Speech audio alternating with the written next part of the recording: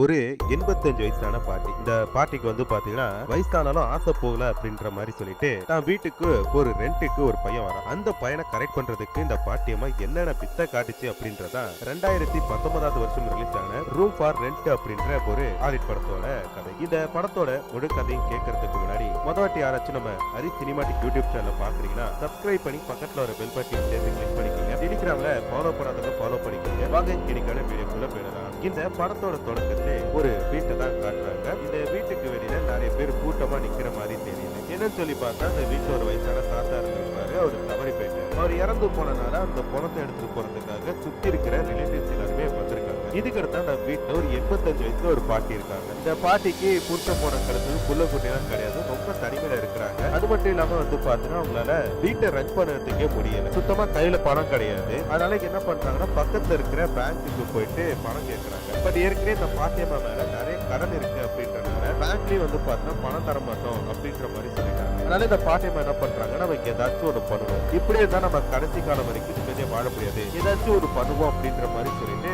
யோசிச்சு முடிவு பண்றாங்க. அப்பதான் அவங்க வீட்டு வாசல ஒரு சின்ன பசங்க, தெரியாத பொறுக்கி பசங்க சொல்லலாம், அவனுங்களாம் பாத்தீங்கன்னா விளையாடிட்டு இருக்காங்க. அப்படி விளையாடிட்டு இருக்கும்போது இந்த பாட்டியம்மா பார்த்து கிண்டல் பண்றாங்க. இந்த பாட்டிக்கு 85 வயசு, அவனுங்களுக்கு எல்லாம் எப்படி ஒரு 17 இருந்து 20 வயசுக்குள்ள தான் இருக்கும். அவனுக்கு பார்த்து இந்த பாட்டிய 20 வயசு பொண்ணு கிண்டல் பண்ற மாதிரி டீஸ் பண்ணிட்டு இருக்காங்க.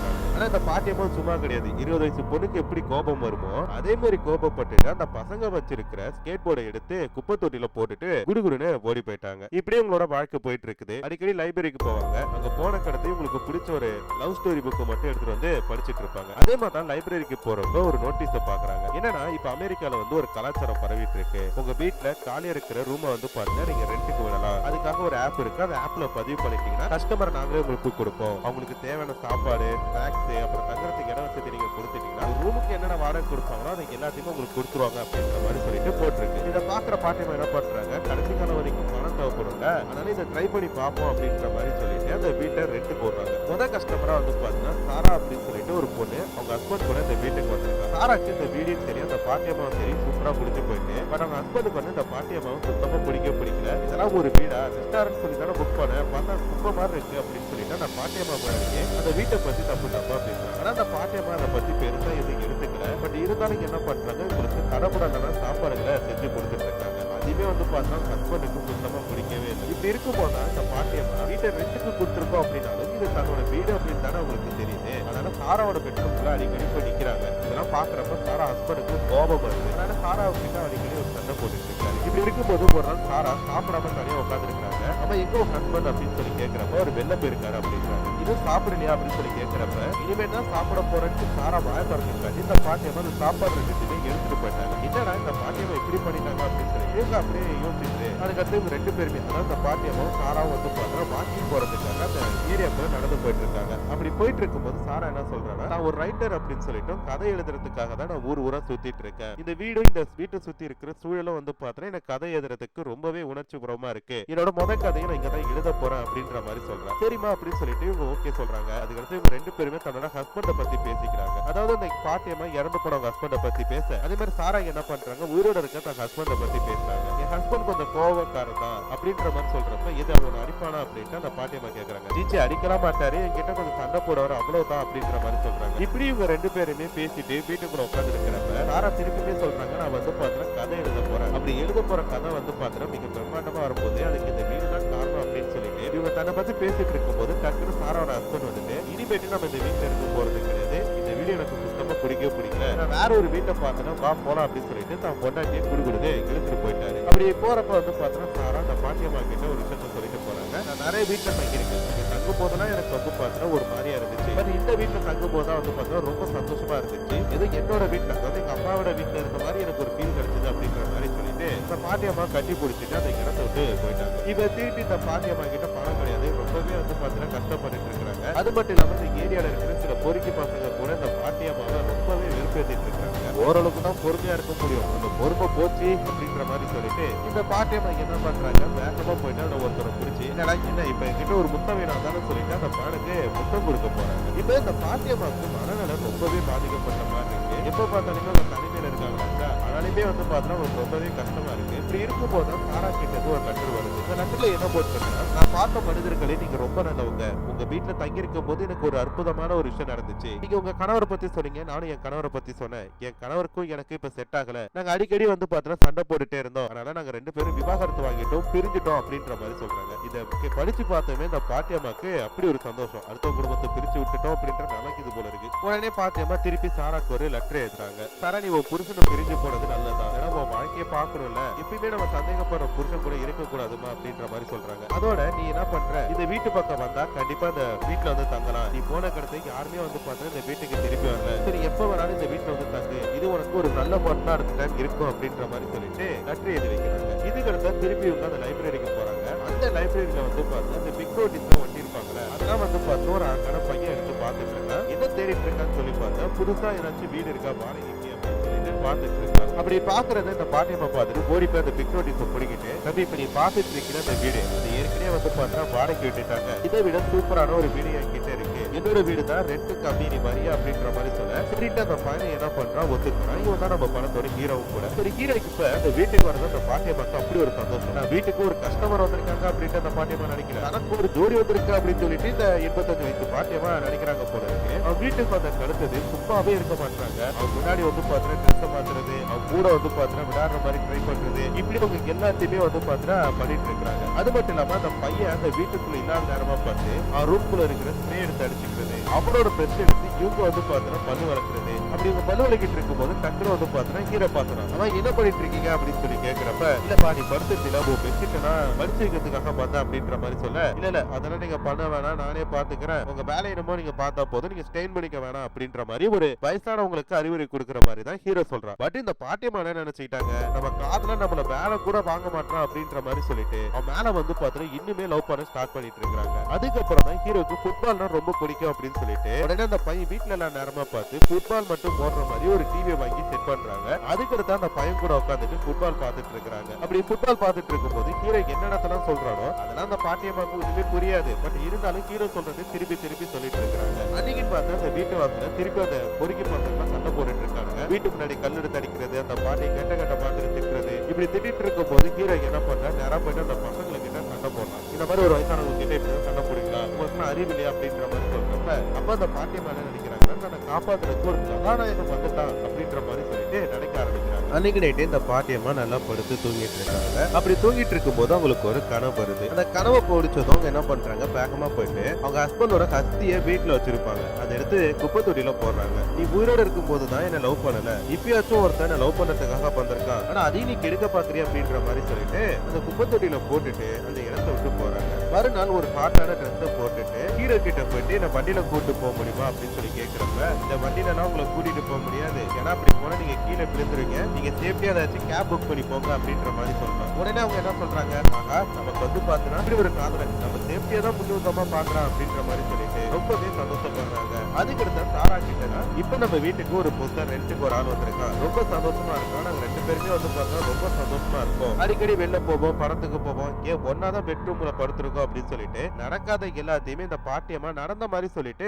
எழுதிட்டு இருக்காங்க. அதுக்கடுத்து சாரா கிட்ட இருந்து ஒரு லெட்டர் வருதா, அந்த லெட்டர்ல என்ன சொல்லி எழுதிருக்காங்கன்னா, உங்களுக்கு ஒரு நண்பன் கிடைச்சது எனக்கு ரொம்பவே சந்தோஷமா இருக்கு, எனக்கு அந்த ஏரியால கொஞ்சம் வேலை இருக்கு, ஒரு 2 நாளைக்கு உங்க வீட்டுல வந்து தங்கலாமா அப்படின்னு சொல்லி கேட்கிறப்ப தாராளமா அப்படின்ற மாதிரி சொல்றாங்க. இதுக்கடுத்து அந்த பாட்டியம்மா ஒரு புக் எடுத்து படிப்பாங்களா, அதுல வந்து பாத்தா காதல் பெருக்கெடுத்து போற ஆரம்பிக்குது. இப்ப அந்த வயசான பொன்மணி என்ன பண்றாங்க, சாரா போறாங்க, சாரா பந்த கடுத்தது ஹீரோக்கு அறிமுகப்படுத்தி வைக்கிறாங்க. இந்த பாட்டியம்மாவை சாராக்கு என்ன பண்றாங்க, பாருக்கு கூப்பிடுறாங்க. ஆனா அந்த பாட்டியம்மா என்ன சொல்றாங்க, இல்ல நான் வரமாட்டேன், நைட்டு நான் அந்த வீட்டுல இல்லைன்னா ஹீரோ கோச்சுமா அப்படின்ற மாதிரி சொல்றாங்க. அதெல்லாம் அது கட்டி பந்தலாம் வாங்க அப்படின்ற மாதிரி சொல்லிட்டு இந்த 2 பேருமே என்ன பண்றாங்கன்னா பாருக்கு போறாங்க. அந்த பாருக்கு போயிட்டு அங்க ஹீரோ பத்தி விசாரிக்கிறப்ப, ஆமா டெய்லி ஒரு பொண்ணை கூட்டிட்டு வருவாரு, என்ன விஷயம் அப்படின்ற மாதிரி சொல்றாங்க. இதை கேட்டது அந்த பாட்டியம்மாக்கு ஒரு மாதிரி ஜிப்போன் ஆயிட்டு அப்புறம் வீட்டுக்கு வராங்க. வீட்டுக்கு வந்த கடந்து ஹீரோவும் வீட்டுக்கு வரான். அவன் உடம்புல வந்து பாத்தீங்கன்னா லைட்டா காயம் இருக்கு. அப்படி காயம் இருக்கிறத ஹீரோயின் பாக்குறாங்க. பார்த்துட்டு அவங்களுக்கு வந்து பாத்தீங்கன்னா மருந்து தேய்ச்சி விடுறாங்க. அப்படி ஹீரோக்கு சாரா மருந்து தேய்ச்சி விடும் போது டக்குனு 2 பேருக்குள்ளயும் வந்து பாத்தீங்கன்னா ஒரு பயம் ஏற்பட்டு 2 பேருமே வந்து பாத்தீங்கன்னா சம்பவம் பண்றாங்க.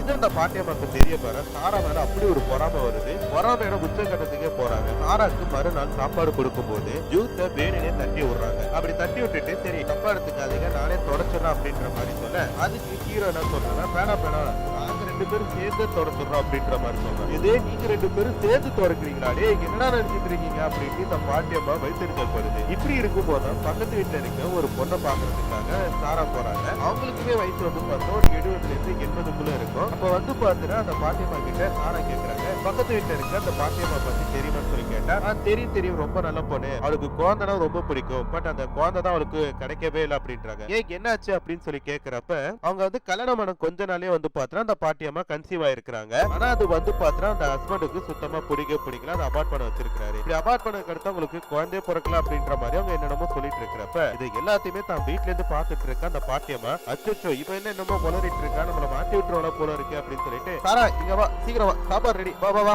அப்படின்ற மாதிரி சொல்லி கூப்பிடுறாங்க. சாரா என்ன பண்றாங்க, சரி அப்புறமேட்டு பேசுறேன் அப்படின்ற மாதிரி சொல்லிட்டு அந்த வீட்டுக்கு போயிட்டாங்க. போன கருத்தை வந்து பாத்தீங்கன்னா இவங்க கிட்ட அந்த பாட்டியம்மா கொஞ்சம் கோபமாவே நடந்துக்கிறாங்க. சரி நான் இந்த இடத்த விட்டு கிளம்புறேன், எனக்கு இங்க இருக்க பிடிக்கல அப்படின்ற மாதிரி சொல்றப்ப, ஓரம் தான் போ, இது என் வீடு தானே அப்படின்னு சொல்லிட்டு இந்த பாட்டியம்மா கொஞ்சம் பொறாமையில பேசுறாங்க. ஏன்னா ஏற்கனவே வந்து பாத்தீங்கன்னா இவங்க ஹீரோ லவ் பண்றாங்க. ஹீரோ வந்து சாரா கூட முன்னா இருந்துட்டாங்க. அதனால இப்படி சொல்லும் போது சாரா என்ன பண்றாங்க, அழுதுகிட்டே ஒரு விஷயத்த சொல்றாங்க, ஏதாச்சும் தப்பா பண்ணியிருந்தானே நான் மன்னிச்சிருங்க, நான் எது தப்பா பண்ணிட்டு எனக்கு ஞாபகம் இல்ல, இனிமேட்டு நான் அந்த இடத்துக்கு வரமாட்டேன், போயிட்டு வரேன் அப்படின்ற மாதிரி சொல்லிட்டு அவங்க ஆயுதிட்டு அந்த இடத்தை விட்டு போயிட்டாங்க. இதுக்கு அடுத்து அந்த பாட்டியம்மா என்ன பண்றாங்க, அவங்களும் இருக்கிற நேரம் பக்கத்து வீட்டுல இருக்க அந்த கிளவியோட வீட்டுக்கு போயிட்டு, நல்லா இருக்கீங்களாக்கா, சாப்பிட்டீங்களாக்கா, கை கால் அமைச்சு விட்டுமாக்கா அப்படின்னு சொல்லிட்டு ரொம்ப பாசமா என்ன பண்றாங்கன்னா அந்த பாட்டியம்மாவுக்கு பணிவிடை செஞ்சுட்டு இருக்காங்க. பணிவிடை செஞ்சுட்டு அந்த பாட்டியம்மா படுக்க போற நேரம் பார்த்து அதே நானே அவன் காலை பிடிச்சி இவன் காலை பிடிச்சி என் வீட்டுக்கு கிளைண்ட கூட்டிட்டு வந்து இப்பதான் ஒருத்தனை கரெக்ட் பண்ணான்னு சொல்லி பாக்குறேன், நீங்க என்னடானா அதுல பண்ணலி போடுறடி அப்படின்னு சொல்லிட்டு அந்த பாட்டியம்மாவை கணக்காளி வச்சு மூஞ்சில வச்சு கொடுத்தாங்க. அந்த பாட்டியம்மா இறந்து போயிட்டாங்க. இறந்து போன கடுத்தது அப்ப அந்த வீட்டை சுத்தி ஆம்புலன்ஸ்ல நீங்க தான் அந்த டெட் பாடி எடுத்துட்டு போறதுக்கு நடிக்கிறாங்க பாருங்க. நடிப்பு அப்படி ஒரு நடிப்பு, ஐயோ என் ஃப்ரெண்டை விட்டுட்டு போயிட்டானே, இவ இல்லாம நான் எப்படி இருக்க போறேன் தெரியலையே, கடவுளே என் ஃப்ரெண்டுக்கு எப்படி ஒரு நிலைமை அப்படின்னு சொல்லிட்டு அழுதுட்டு இருக்காங்க. வீட்டுக்குள்ள வர வரைக்குமே வந்து பாத்தீங்கன்னா எதுவுமே பண்ணல. ஹீரோ பார்த்த கருத்து அப்படி ஒரு நடிப்பு நடிக்கிறாங்க பாருங்க. ஐயோ இப்படி ஒரு நடிப்பா அப்படின்னு சொல்லிட்டு நம்ம பார்த்துட்டு இருக்கிறப்ப இப்ப ஹீரோக்கு வந்து பாத்தீங்கன்னா ஒரு பார்சல் வருது. அந்த பார்சல் வந்து பாத்தீங்கன்னா ஹீரோக்கு யாருக்குமே தெரியாம எடுத்து வைக்க. அப்ப அந்த பாட்டியம்மா என்ன நினைக்கிறாங்கன்னா, இது தன்னோட வீடு தானே, அப்படி அந்த பார்சலுக்கு என்ன இருக்கு அப்படின்னு சொல்லிட்டு நம்ம கண்டுபிடிக்கணும் அப்படின்னு சொல்லிட்டு ஹீரோ நேரமா பார்த்து அந்த ரூம் குள்ள போறாங்க. அங்க வந்து ஒரு பெரிய பாக்ஸ் இருக்கு. அதை ஓபன் பண்றதுக்கு பாக்குறாங்க, ஓபன் பண்ண முடியல. சரி கட்டிலுக்கு அடியில ஏதாச்சும் வச்சிருக்கானு சொல்லிட்டு கட்டிலுக்கு கீழே குளிஞ்சு பாக்குறப்ப கரெக்டா அந்த இடத்துக்கு ஹீரோ வந்துட்டாரு. அவன் இங்க என்ன பண்ணிட்டு இருக்கீங்க அப்படின்னு சொல்லி கேக்குறப்ப ஒண்ணுல அப்படின்ற மாதிரி சொல்றாங்க. இங்க பாருங்க உங்க ரூம் தான், அதுக்குன்னு சொல்லிட்டு சும்மா நான் இல்லாத நேரத்துல இந்த ரூமுக்குள்ளதான் நீங்க வரக்கூடாது புரியுதா அப்படின்ற மாதிரி சொன்னேன். அதுக்கு அந்த பாட்டியம்மா நான் சொல்றாங்க, இல்லப்பா எனக்கு வந்து பாத்தோம் உன் வயசுல ஒரு பையன் இருந்தா, அவன் ஒரு விபத்துல இறந்து போயிட்டா, அதுக்கு அடுத்தது எனக்கு பிள்ளைங்கன்னு சொல்லி கேட்டதுக்கு யாருமே கிடையாது. இப்ப நீ தங்கிட்டு இருக்கே அதே ரூம்ல தான் அவனும் தங்கி இருந்தா, அதனாலதான்ப்பா உன்னைய புள்ள மாதிரி சொல்லிட்டு நான் ட்ரீட் பண்றேன் அப்படின்ற மாதிரி சொல்றாங்க. இப்படி இந்த பாட்டியம்மா சோகமா பேசும்போது ஒருவேளை இதுதான் உண்மையா இருக்குமோ அப்படின்ட்டு நம்மளால யோசிக்க முடியுது. அதுக்கு அடுத்த வந்து பாத்தீங்கன்னா இந்த பாட்டியம்மா ஒரு டாக்டரை போய் பாக்குறாங்க. அவங்க கிட்ட போய் என்ன கேக்குறாங்கன்னா, என் ஹஸ்பண்ட் இறந்த கருத்து என்னால சரியா தூங்க முடியல, எனக்கு பைத்தியம் பிடிச்ச மாதிரி இருக்கு, எனக்கு வந்து பாத்தீங்கன்னா ஒரு டேப்லெட் எழுதி கொடுங்க நல்லா தூங்குறதுக்கு, அதுவும் அதிக பவர் உள்ள டேப்லெட் வேணும் அப்படின்ற மாதிரி சொல்றாங்க. அதுக்கு அந்த டாக்டர் என்ன சொல்றேன்னா, மேடம் எடுத்ததுமே அதிக பவருக்கு போகணும், நம்ம முதல்ல வந்து பாத்தீங்கன்னா சாதா பவருக்கு போவோம், அதுக்கு அடுத்து வந்து பாத்தீங்கன்னா ஹை பவருக்கு போவோம் அப்படின்ற மாதிரி சொல்றப்ப, டாக்டர் உங்களுக்கு சொன்னா புரியாது டாக்டர், என் நிலைமையில இருந்தாதான் உங்களுக்கு அந்த கஷ்டம் புரியும், நான் ரொம்ப கஷ்டப்படுறேன் டாக்டர், என்னால நைட் எல்லாம் தூங்க முடியல, ப்ளீஸ் புடிச்சிக்கீங்க அப்படின்ற மாதிரி சொல்ல அவரு என்ன பண்றாரு, எழுதி கொடுக்குறாரு. இந்த பாட்டியம்மா பண்றதெல்லாம் பார்த்தா நான் தூங்குறதுக்காக கேட்கல, இதுக்கு ஒரு விண்ணத்தனம் பண்ண போகுது அப்படின்றது மட்டும் நமக்கு நல்லா தெரியுது. இப்ப வந்து பாத்தீங்கன்னா வீட்டுக்குள்ள போறாங்களே, வீட்டுக்குள்ள போனது ஹீரோக்கு பிடிச்ச மாதிரி சாப்பாடு எல்லாத்தையுமே செஞ்சு வைக்கிறாங்க. இது எல்லாமே வந்து பாத்தீங்கன்னா என் பையனுக்கு பிடிக்கும் அப்படின்ற மாதிரி சொல்லிட்டு ஹீரோக்கு சரக்கு ஊத்தி கொடுத்துட்டு இருக்காங்க. அவரு வந்து பாத்தீங்கன்னா மடக்குன்னு குச்சிட்டு இருக்காரு. அதுல அந்த டாக்டர் கொடுத்த தூக்க மாத்திரை 2 போட்டுட்டாங்க. இப்ப ஹீரோ மயக்கம் போட்டுட்டான். இப்படி ஹீரோ நல்ல தூக்கத்துல இருக்கும்போது அவன் பாக்கெட்ல இருந்து சாவி எடுத்துட்டு போயிட்டு இந்த பாக்ஸ்ல என்ன இருக்கு அதை நான் பாக்கணும் அப்படின்னு சொல்லிட்டு இந்த பாட்டியம்மா அந்த பாக்ஸை திறக்கிறதுக்காக போறாங்க. உள்ள பார்த்தா ட்ரக்ஸும் கொஞ்சம் பணம் இருக்கு. ஆமா ஹீரோ வந்து பாத்தீங்கன்னா ஒரு ட்ரக்ஸ் விக்கிறவன், அதனாலதான் இந்த வீட்டுல தங்கியிருக்கா போல இருக்கு. அதனால இந்த பாட்டியம்மா அடிக்கடி இந்த ரூம்குள்ள வரக்கூடாது அப்படின்ற மாதிரி சொல்லிருப்பான். இதெல்லாம் பார்த்துட்டு இந்த பாட்டியம்மா இந்த ட்ரக்ஸ் எடுத்து அடிக்கிறாங்க. ஏற்கனவே இது ஒரு சைக்கோ, இப்ப இந்த ட்ரக்ஸ் வேற அடிச்சிருக்கா, இன்னும் சைக்கோ ஆயிட்டு என்ன பண்ணுது, தரத்தரனு ஹீரோவை குடிச்சு இழுத்துட்டு போயிட்டு அவன் சட்டையை கட்டிட்டு அவன் மேல ஏறி படுத்துட்டு தான் கையை தூக்கி அவன் மேல போட்டுக்கிட்டு அது என்ன சொல்லுதுன்னா, ப்ளீஸ் என்னை விட்டு போயிட மாட்டேன், உங்ககிட்ட தான் இருப்பா அப்படின்ட்டு ஹீரோ சொல்ற மாதிரி இது தனக்கு தானே சொல்லிட்டு இருக்குது. இப்படி எல்லாம் இருக்கும்போது மறுநாள் ஹீரோ தூக்கத்தை கண்ண முடிக்கிறான். அவனுக்கு நம்மளால அதிகமா குடிச்சதே கிடையாது, அப்படி குடிச்சாலும் நமக்கு ஹேங் ஓவர் ஆனதே கிடையாது, இதை பார்த்தா ஹேங் ஓவர் மாறி இல்லைங்க அப்படின்ற மாதிரி சொல்லிட்டு என்ன பண்றான் அப்படியே கொஞ்சம் யோசிச்சுட்டு இருக்கிறான். அப்படி இருக்கும் போதுதான் ஹீரோக்கு வந்து பாத்தீங்கன்னா ஒரு லெட்டர் வருது. இந்த லெட்டர் என்ன பண்றாங்க, இந்த பாட்டியம்மா வாங்க பாக்குறப்ப டக்குனு ஹீரோ வந்து குடிச்சிட்டு, இங்க பாருங்க இந்த லெட்டரை நான் வாங்கிக்கிறேன், உங்க வேலையை நம்ம பாருங்க அப்படின்ட்டு அந்த இடத்தை விட்டு போயிட்டான். இப்ப என்ன பண்றானா, அந்த லெட்டரை வந்து ஒரு கார்டன்ல உட்காந்து படிச்சுட்டு இருக்காங்க. அந்த பாட்டியம்மா கிச்சன்ல இருந்து பாத்துட்டு இருக்காங்க, என்ன எழுதி இருக்கும் அப்படின்ற மாதிரி சொல்லிட்டு பாத்துட்டு இருக்காங்க. உடனே அந்த லெட்டர் படிச்சுட்டு ஹீரோ என்ன பண்றாரு, இந்த இடத்த விட்டு காலி பண்ண போறேன், எனக்கு வேற இடத்துல வீடு கிடைச்சிச்சு, நான் போறேன் அப்படின்றப்ப உடனே இந்த பாட்டியம்மா லைட்டா வில்லத்தனமா சொல்றாங்க, எப்படிப்பா நீ போக முடியும், இந்த வீட்டுக்கு வந்து 1 மாசத்துக்கான ரெண்ட் கொடுத்துருக்க, அதை முடிச்சு தானே போக முடியும், நைட்டு வந்து பார்த்தா உனக்கு சூப்பரான இந்தியன் ஃபுட் செய்யறேன், என் பையனுக்கு ரொம்ப பிடிக்கும், அதை சாப்பிட்டு பாரு அப்படின்றப்ப பாருங்க பாட்டியம்மா, வயசான காலத்துல ஏன் இவ்வளவு போய் சொல்றீங்க,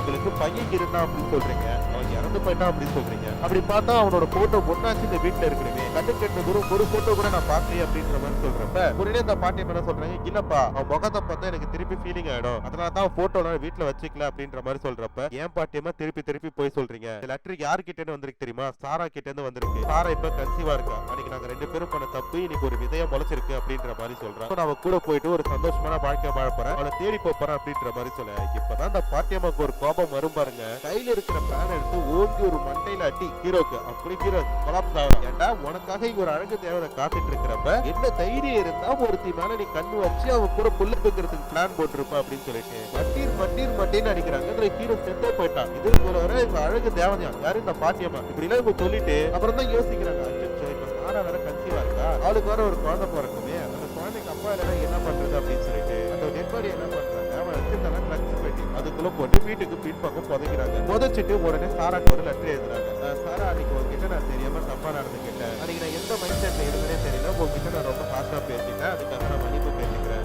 எனக்கு தெரிஞ்ச ஒரு சொந்தக்காரங்க என்ன வந்து பார்த்தா அடாப்ட் பண்ணிக்க போறேன்னு சொல்லிட்டாங்க, நான் அவங்க கூட போய் தங்க போறேன், அதனால நீ இந்த வீட்டை வந்து நீங்க எடுத்துக்க, உனக்கு எவ்வளவு நாள் கதை எழுதுமோ அவ்வளவு நாள் இந்த வீட்டை தங்கிக்க, உனக்கு எப்போ போட தோடுதோ அப்ப இந்த வீட்டை விட்டு போயிடு அப்படின்ற மாதிரி சொல்லியிருக்காங்க, சரின்னு சொல்லிட்டு அவங்க என்ன பண்றாங்க, இந்த லெட்டரை போடுறாங்களா, இப்ப இந்த பாட்டியம்மா என்ன பண்றாங்க, உலக பயணம் போறதுக்காக ரெடி ஆயிட்டு இருக்காங்க, உலக பயணம் போறதுக்கு முன்னாடி உங்களுக்கு கொஞ்சம் பணம் தேவைப்படல, இந்த பணம் எங்க வந்துச்சு அப்படின்னு சொல்லி பார்த்தா கீழே வச்சிருக்காங்க ட்ரக்ஸ், அதுல இருக்கிற பணத்தை இவங்க எடுத்திருக்காங்க போல இருக்கு, கொஞ்சம் ட்ரக்ஸ் எடுத்துட்டு இவங்க ஊருக்கு கிளம்புறதுக்காக பிளான் போட்டுட்டு இருக்காங்க, அப்படி பிளான் போட்டுட்டு இருக்கப்போ அவங்க வளர்க்குற பூனைகிட்ட என்ன சொல்றாங்கன்னா, தாரா வர போறா இந்த வீட்டை பார்த்துட்டு ஊரு சுத்தி பார்க்க போறேன் அப்படின்ற மாதிரி சொல்லிட்டு பேசிட்டு இருக்காங்க, அப்படி இவங்க பேசிட்டு இருக்கிறப்ப தாரா வந்து பாத்தீங்கன்னா இந்த வீட்டுக்கு வரா, தாரா இந்த வீட்டுக்கு வந்ததுக்கு அடுத்தது அன்னைக்கு உங்ககிட்ட ஒரு தப்பான ஒரு கோபத்துல பேசிட்டா அப்படின்ற மாதிரி சொல்றாங்க, இவங்க முகத்தை பார்க்கும்போது நமக்கு தெரியுது உள்ள ஒண்ணு வச்சுட்டு வெளியே ஒண்ணு பேசுவாங்க தெரியுமா, அந்த மாதிரி பேசிட்டு இருக்காங்க, சரி நான் தப்பு பண்ணிட்டேன் என்ன மன்னிச்சிரு அப்படின்றாங்க, அதெல்லாம் நான் பெருசா எடுத்துக்கல அப்படின்றாங்க, அப்புறம் வீட்டை சுத்தி காட்டுறாங்க, வீட்டுல புதுசா ஒரு ஆப்பிள் மரம் இருக்கு, இது ஏது அப்படின்னு சொல்லி கேட்கிறப்ப நான் தான் நட்டேன், இதுல இருந்து ஆப்பிள் வரும், அதை நான் பெரிய மரமா வளர்க்க போறேன் அப்படின்றாங்க,